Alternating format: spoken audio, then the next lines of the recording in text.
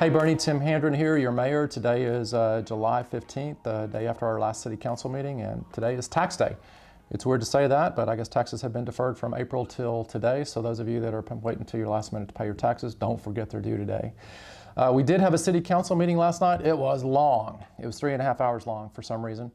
And even though we didn't have a lot of topics, there was one topic in particular that took a lot of time to discuss, and that was these improvements that we've been talking about on Blanco Road. Now, I use the word improvements in quotes, right? I was talking about taking it from a 4-lane road to a 2-lane road with a turn lane in the middle. There's been a lot of chatter on Facebook, online.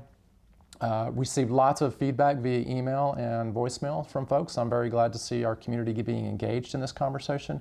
And City Council actually debated this topic last night after we got a long presentation about the merits and the demerits of changing Blanco Road to a 2-lane road, much like River Road looks today, actually. River Road's 2 lanes, but doesn't have a turn lane. We're talking about making a change on Blanco Road, actually considering. We didn't talk about making that change. Long conversation last night. We had a public hearing, and we had a lot of people speak up last night. We actually had 55 people online in the Zoom meeting that participated, listened to the majority of the meeting. So I think that was the right thing to do last night, was to make it Zoom, because we wouldn't have been able to have 55 people in city chambers last night. What I would tell you is this: we've summarized a lot of the data, and it's very split. I think half this community would like to see that change made, and half this community would like to not see that change made. But one thing is common among most people, and that is the desire for safety as a paramount requirement for what we do on that road. There's places where people cross that road and it feels dangerous. There's a lot of speeding traffic on that road. And I think what happened after our long discussion last night, again, we didn't take any action. There was no intent to take action last night. We concluded by saying we need to do a little bit more homework, clearly. And I would tell you that there's probably going to be another chance for a public hearing once we get a little bit further in this project. So wait to see what comes from that. There'll be more to come, and certainly more public communication as always. And I'm very appreciative of the folks that spoke up last night, both for and against it, because I think that's what our community needs to be, is engaged and talk about these kinds of projects. One other thing at council last night that's kind of important, we received a recommendation from a city charter update commission. I had asked that group to look at our city charter and bring back recommendations to change our city charter and modernize it. It hasn't been changed in a very long time. And that group concluded their work, and they brought that back to City Council last night. City Council received that recommendation. Right now, the steps are for Council to analyze that over the next 2 weeks. And at our next council meeting, Council will decide which of those recommendations we will put on the agenda, actually on the ballot for November. Any changes to our city charter need to go to the public for voting, and you'll hear more about that over the coming weeks and months. We have a deadline to declare that we want to put that on the ballot for November, and that is coming up quickly. So more to come on that. Let's see, another important thing that we discussed last night is that we are absolutely in stage 2 water restrictions as of today. The reason for that is we hit a peak production in water on Monday. Over 4 million gallons were consumed by the Boerne area, all the areas that the city serves from a water standpoint. And that is the maximum capacity that we believe we should be producing. And so we're in stage 2. Stage 2 means you can only water once a week on your yard. And I think what's going on is, with this extremely hot weather that we've had, my yard's turning brown, I'm sure yours is too, and people have decided that they need to water the yards. But remember, that water is really to keep us alive, primarily. And we're going to scale back on how much we can do from a watering the landscape standpoint to ensure we have enough water for us as people. We'll worry about the grass later. So you'll probably hear a lot more about water over the next few days as we continue to educate folks. And make sure that we're doing the right thing with our water resources. Those are precious.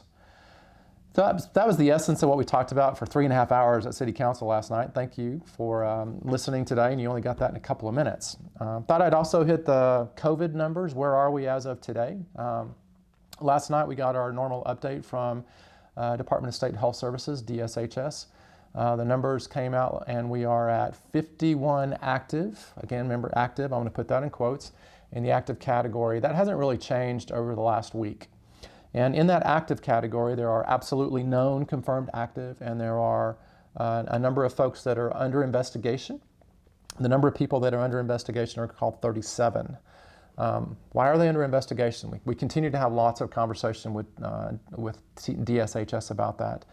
They're under investigation for a myriad of reasons. They may have put an address that's invalid. They may not have answered the phone when they're trying to follow up with them and say you tested positive. There's a lot of reasons why they continue to be under investigation. But generally speaking, the data would say that 99.5% of the time, those under investigation are going to be positives. So that's why DSHS is putting all those numbers in the positive category. There's another category that they list on there, and that's called presumed positive.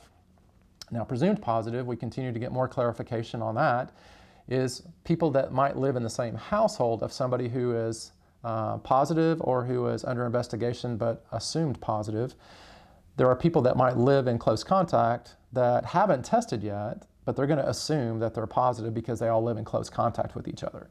So if you look at the numbers, we have 51 that are in the active category, 37 that are under investigation, and 18 that are presumed positive. So if you add 18 and 37 together, that's 55. Yes, I'm doing math right here in front of you. 55 is greater than 51. How does that work out? Those 18 that are presumed positive probably have not taken a test yet. So those are the numbers as of now. So what do we get out of all that? Kendall County continues to be stable. I know you watch the news, you see what's happened locally in San Antonio. They continue to be on an uptick, and the numbers continue to be big. Hospitalization capacity, we only have 10% of the San Antonio hospital capacity remaining. Just a few short weeks ago, when I gave you one of these updates, San Antonio had over 25% hospital capacity available. And look how it's been consumed quickly. I don't know if you've seen the story about the young person who died last week, who went to a COVID party because they continue to believe this COVID thing is a hoax. A hoax, really. After everything that's gone on, they believe this is a hoax, and they went to a party because I guess they have these COVID parties where let's just prove that this is a hoax. And that person got infected. And in case you haven't seen the story, their last words to the nurse were, I think I made a big mistake by going to that COVID party. Folks, this is real. And I still see stuff online that people think this is not real. It's still a hoax. It's a political ploy. It's not. And you look at the number of people around the world, this is not a global political ploy. This is a global pandemic. And the only solution that we have right now to slow the spread is these face coverings, right? Again, I continue to wear mine. People see me in public, I wear mine. A face covering is the best tool for preventing the spread for asymptomatic or pre-symptomatic people. That continues to be validated by the healthcare community. I see report after report of validation that face coverings prevent the spread and slow the spread. They're not to prevent you from getting it, they're to prevent people from spreading it. So that continues to be the course. We are continue to be completely under the governor's orders. As you remember, on July 3rd, he declared that everybody needs to be wearing a face mask when you go into public places, whether indoors or outdoors. And you can't, on the outdoor side, if you can't maintain social distancing, you need to wear a mask. Indoors, you need to wear it at all times. Those are governor's orders. And I think most people are abiding by that, and we're having a few people test that. Again, I don't view this as a political game. And for those that do, frankly, it's not. This is about health care. This is about protecting people's health. And I think that's what Governor Abbott continues to do. Lots of rumors about what he might do this week. If you didn't see, California was shut down by Governor Newsom just a couple days ago. And as we continue to see spikes in COVID-19 in Texas, I expect Governor Abbott to do something this week. I just don't know what. I don't have any personal insight on that yet, but we'll continue to monitor that, just as I'm sure you will. Okay, folks, that's all for today's update. Again, remember, it's tax day. Don't forget to pay your taxes, and don't forget to wear your face covering when you're out in public. Thanks a lot.